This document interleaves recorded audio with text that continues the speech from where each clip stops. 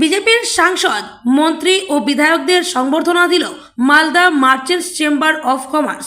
মঙ্গলবার রাতে মালদা শহরের রথবাড়ি এলাকার বাণিজ্য ভবনের সভাকক্ষে আয়োজিত অনুষ্ঠানের সূচনা হয় প্রদীপ প্রজ্বলন ও বন্দে মাতরম গানের মাধ্যমে।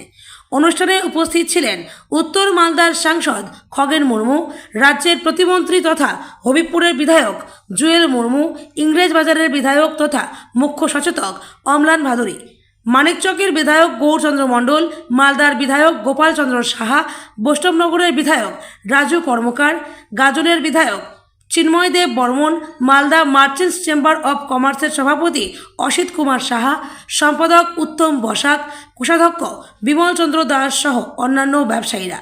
চেম্বারের 187টি শাখা সংগঠনের পক্ষ থেকে অতিথিদের ফুলের তোড়া, স্মারক উপহার দিয়ে সংবর্ধনা জানানো হয়। সভায় জেলার ব্যবসায়ীদের স্বার্থে রাস্তাঘাটের উন্নয়ন, নিরাপত্তা এবং সর্বোপরি মালদায় বিমান পরিষেবা চালুর দাবি জোরালোভাবে তুলে ধরা হয়। পাশাপাশি মালদার আম, রেশম, মাখনা সহ স্থানীয় পণ্যের শিল্পোন্নয়ন ও পর্যটন বিকাশের বিষয়েও দাবি জানানো হয়। সাংসদ ও বিধায়করা জানান, বিধানসভার বাজেটে মালদার বিমানবন্দরে বিষয়টি অন্তর্ভুক্ত হয়েছে।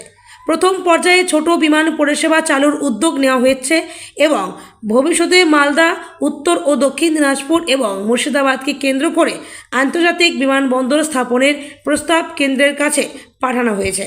এছাড়া চাতরা বিল সংরক্ষণ, জল নিকাশি ব্যবস্থার উন্নয়ন এবং মহানন্দা সহ বিভিন্ন নদীর সংস্কারের আশ্বাস দেন সাংসদ ও বিধায়করা।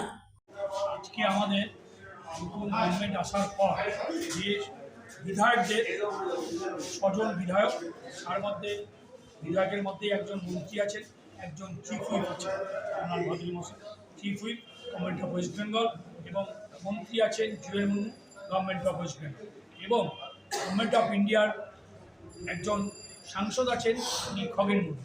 এই 7 জনকে আজকে আমরা সম্বর্ধনা দেব এবং আমরা দাবি করেছি যে প্রথম যে এয়ারপোর্টটা বর্তমানে আছে সেই এয়ারপোর্টটা খুব তাড়াতাড়ি চালু করা হোক এবং পরবর্তীতে বড় আকারে আরেকটা এয়ারপোর্ট হোক, এবং এয়ারপোর্ট যদি চালু হয় তাহলে মালদা জেলায় শিল্প বাণিজ্য প্রসার ঘটবে।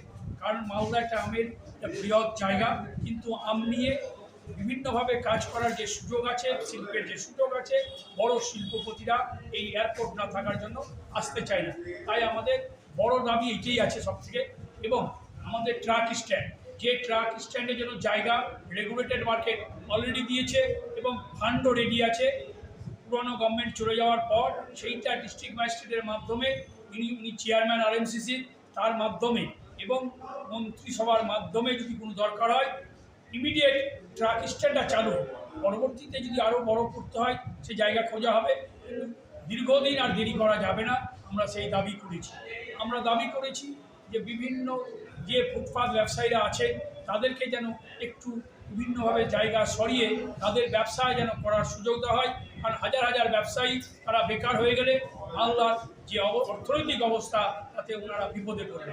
এটা দেখার জন্য আমরা বলেছি যে ধরনের বিভিন্ন যে রাস্তাঘাট যে আছে, যে রাস্তাগুলো মানে ডেভেলপ হওয়া দরকার সেইটার জন্য বলেছি।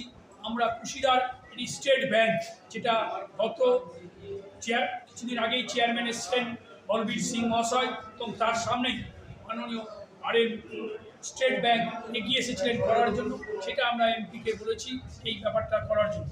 আরেকটা দাবি আমরা করেছি, মালদা জেলায় যে স্লিপার ফ্যাক্টরি 18 মাইলে আছে, সেই স্লিপার ফ্যাক্টরিটা প্রায় 2 মাস ধরে বন্ধ আছে, সেই ফ্যাক্টরিটা ইমিডিয়েট চালু করার জন্য বলেছি। এবং এটাও বলেছি যে চালু করার পর যদি শ্রমিকের কোনো ক্ষতি থাকে সেটা আমরা বসবো এবং যৌথভাবে মেটাবো। শ্রমিকের অর্থনৈতিক কোনো ক্ষতি আমরা চাই না, এবং সেটা না চালু হলে একটা মালদা জেলা থেকে একটা বার্তা বাজে যাবে, কোনো শিল্পপতি এগিয়ে আসবে না। এইগুলোই আমরা দাবি করেছি। আরও বিভিন্ন দাবি আমাদের ছোটো মোটো ছিল, সেইগুলো নিয়ে আলাপ আলোচনা হয়েছে। দেখা যাক, গভর্নমেন্ট আশা করি ডবল ইঞ্জিনের গভর্নমেন্ট, সেই কাজগুলো আমরা সুষ্ঠুভাবে সম্পূর্ণভাবে আশা রাখি। চেম্বার অফ কমার্সের পক্ষ থেকে আমাদের নবনির্বাচিত 6 জন বিধায়ক এবং আমাদের যিনি সাংসদ তাকে সংবর্ধনা জানানো হচ্ছে আজকে। এবং আমরা মার্চেন্ট চেম্বার অফ কমার্সের উপরে কৃতজ্ঞ, কারণ আমরা ব্যাপক ভোটে মালদা জেলায় রেজাল্ট হয়েছে সেখানে মার্চেন্টদেরও এক ভূমিকা আছে, বিরাট ভূমিকা আছে। আজকে তারা আমাদের সংবর্ধনা দিচ্ছে এবং আমরা সাদরে সংবর্ধনা গ্রহণ করছি।